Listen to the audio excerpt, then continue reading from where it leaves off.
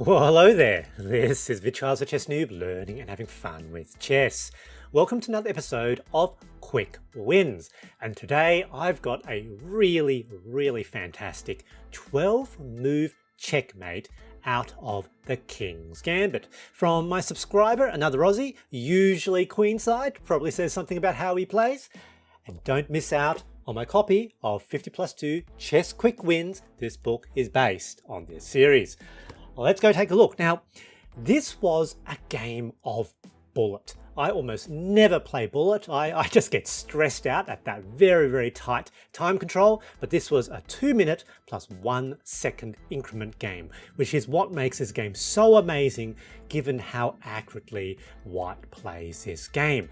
They begin with a rather unusual opening, which is bird's opening. And you sort of see this in bullet where people try to play these offbeat openings to catch their opponent out of their realm of expectation. Black does this too. E5 from's Gambit. And now we transpose into a standard King's Gambit.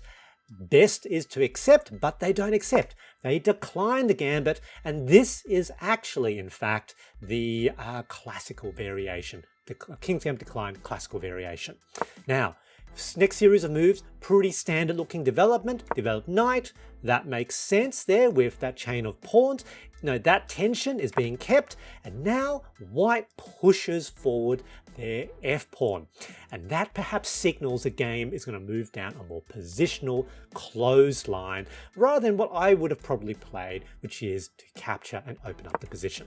Develop, now very nice chain of pawns. This pawn, the f-pawn, is quite far ahead. Developed, that wasn't the most accurate move. You can see, trying to attack that advanced f-pawn was best.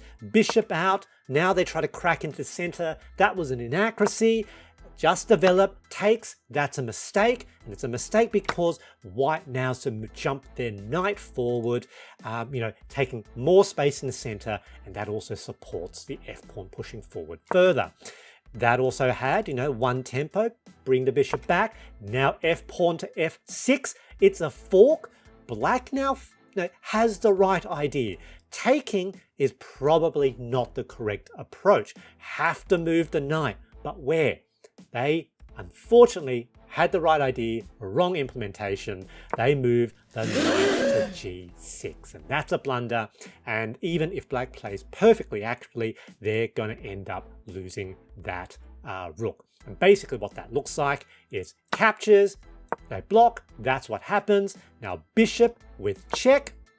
And here, what Black really needs to do is block the check with the pawn, and then after captures, there is an absolute fork. Unfortunately, in this position, I think, Black didn't want to disrupt their structure, thinking it would be bad to push.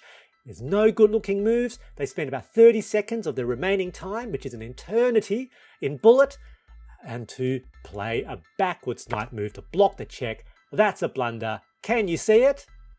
That's right, they really needed to defend that f6 square because now knight jumps forward, all the squares are attacked or defended. It's a check, king has nowhere to go, checkmate. Good game, GG.